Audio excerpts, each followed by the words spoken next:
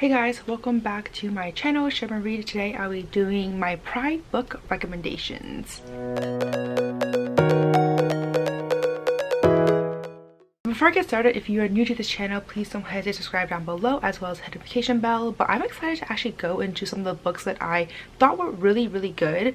Obviously, at the end of the day, I am not the best in terms of own voices because I am not part of the LGBT plus community, but based on other reviews, based on my own experience reading the books, I think that these are really great reads, and therefore I still want to recommend these to everyone. And I don't think I've ever done a Pride book recommendation before, so I'm really excited to dive into these 6 books. The first book that I want to recommend is The Iron Widow by Shiran J. Zhao. This book was really freaking good. I feel like I've been recommending this book left and right because it is phenomenal. It's basically about this woman who defies the whole stereotypical male versus female's gender roles and how she becomes the Iron Widow, which basically means that she is the one who's powering these chrysalids, which are these robots to attack these aliens. And the reason why I consider this LGBTQ plus is because the romance in here is actually male female, and there is obviously a lot of different love going on. It's polyamorous. I really enjoy it. I love how everything comes together and culminates. I love the ending. It's such a shocker, but the romance itself I thought was incredibly well done. I really loved the Tian, who is the main character, and kind of how she starts to uncover that part of herself with the romance aspect, because that was something that she kind of struggled with a little bit in the beginning. But overall though, I really recommend this book because I think the romance was incredibly well done here. Not just that, but like the action and the sci-fi elements and the ending. The next book on this list is Girls of Paper and Fire by Natasha Young. This is a trilogy that I just finished reading recently and I absolutely adored it. It's about this girl, her name is Lei, who becomes a paper girl, which basically means that she is a paper concubine. And in this society of hers, people who are considered as paper are fully human, so they're actually the lowest of the caste, and the caste above that are people who have demon-like attributes, and the very top of the caste system, it belongs to just fully demons. And so she has lived her life, you know, basically as the lowest of the lows, and now somehow she has chosen to become a paper girl because of the color of her eyes, which are these golden moonlight color. And so now she is dealing with, you know, court dealings, the king, etc. So a lot of, you know, politics going on here, but the romance in here is a female romance, and I thought that was incredibly well done. I loved how the relationship started from the beginning and how it changed and evolved throughout the series. I thought that was actually incredibly well done because, you know, relationships are not always positives, right? Like there's always going to be ups and downs to it. Things flows and ebbs and things change. And so I felt like the way how the author demonstrated this romance between these two characters I thought was incredibly well done and very accurate and realistic. So if you're looking for a really good fantasy with female romances plus Asian culture references too, I highly recommend this one. The next book I want to recommend is One Last Stop by Casey McQuiston. I feel like this is definitely a book that's been on lots of people's lists. Most people have read it already, but I still want to recommend this one because just in case someone has not read it yet. So this is a book that I thought was just really freaking adorable. I love August and Jane's relationship and kind of how it shifted. So in the beginning they're more like strangers, as you know most people are, and then as they start to know each other a little bit more, and then she finds out the whole thing about Jane's past and what her predicament is at the time. I love that mystery elements and kind of figuring out like what to do, how to save her, what does that mean for her, aka August. And I just love reading that journey as well as the relationship and how it grew and changed throughout this book.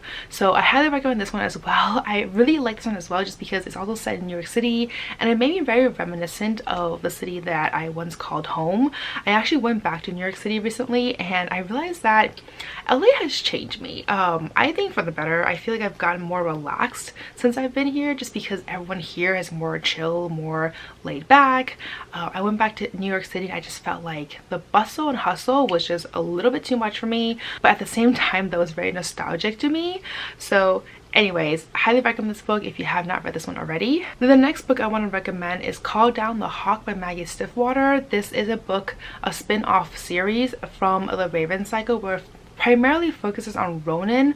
First of all, I loved Ronan and Adam in the first book, specifically Roman though. So I was really excited that this series just specifically focuses on Ronan because he just has that like brooding bad boy vibes, which I like absolutely just, it's a thing for me. So I was obsessed.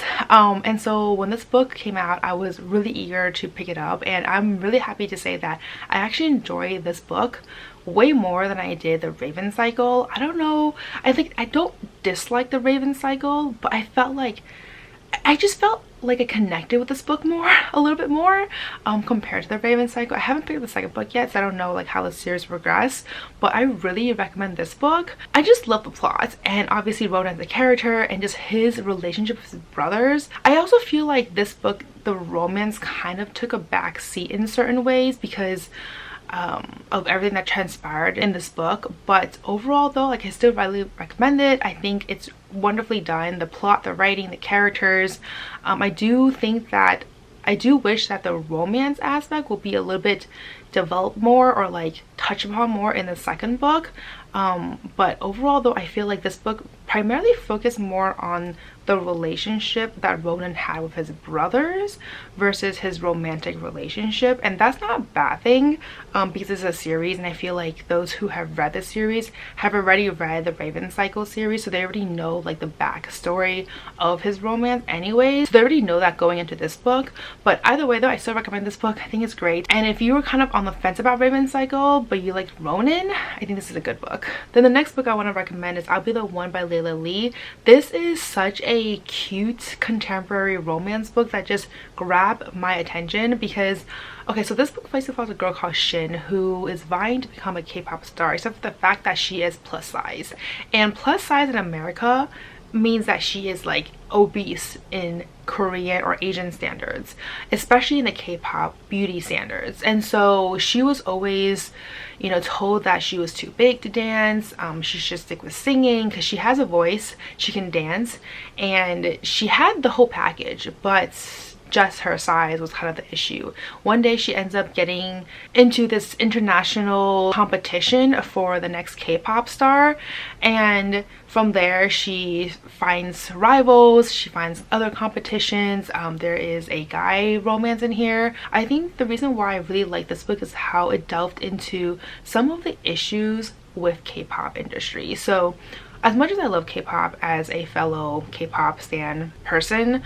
who just enjoys the music, there is definitely a lot of issues there in terms of how some of the idols are being treated, the beauty standards, and just like the strict regimen, like the contracts situations going on where they're almost like slaves in a way. There's a lot of things about the industry that is not really okay, and one thing in particular that this book touched upon was how they frowned upon, or how it's pretty much taboo if you are gay or lesbian, etc. And I don't know, I just thought that conversation was incredibly well done, and I like the way how the author presented it and portrayed it. So that is why I want to recommend this book, because not only was the romance in here good between the main character and the main love interest, but also the side characters' romances were incredibly well done.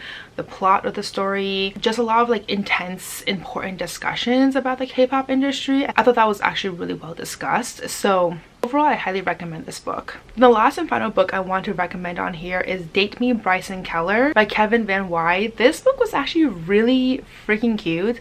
I really adored the romance in here and the plot. It basically follows a guy called Bryson who was dared to go out with someone new every single week. So whoever asked him out first that day, he had to say yes to.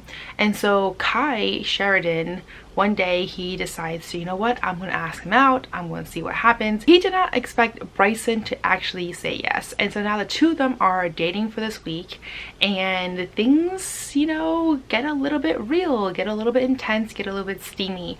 I really adored how the book transitioned and just the journey of how everything went down. I thought Bryson himself, as he comes to realization with his own like sexual identity, I thought that was really fascinating to read about. And overall, I just felt like this book was just very uplifting. It was one of those like coming of age love stories that just, you know, grabs your heart's attention. So overall, I just thought this book was incredibly cute. Definitely recommend this one. So anyways, these are all the 6 books that I recommend this time around. This is definitely not by any means all the books that I recommend for this. It's just that these are the books I've read in the past year and a half, so they're still like relatively fresh in my mind to talk about them. But if you have any more suggestions, let me know down below. If you have read any of these books and you disagree, let me know down below as well. But as always, if you like this video, please do give me a thumbs up. It really does help out my channel. And if you'd like to see more content of me, please don't hesitate to subscribe down below, as well as the notification bell. And as always, don't forget to follow me on Twitter and Instagram, and I'll see you guys next time. Bye.